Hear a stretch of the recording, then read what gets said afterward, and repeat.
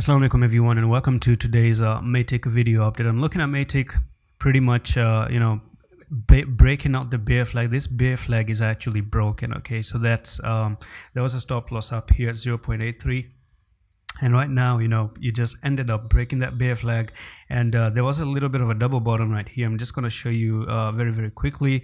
And yeah, you ended up making a double bottom right there, just like that, and you break out of this double bottom. I didn't actually have the time to talk about it. It's been a while. I haven't made any video about Matic, and you might be looking for Matic to still go a little bit higher to 0.93, and that's where you might find the next resistance. So that's that has been a pretty good movement to the upside. But keep in mind about one thing, and one thing only, that the monthly still is bad. The monthly time frame still shows that Matic is not interested to move higher, and it's really important on a monthly time frame to break above 94, 96, 95. You break above it, you hold it like a boss, and you might still continue to go higher. It's possible, but this one, as I told you before, that's bearish three-line strike, and it's a bearish pattern nonetheless that is going to be in play, and you're going to see Matic potentially on a monthly time frame move down once again, and Bitcoin has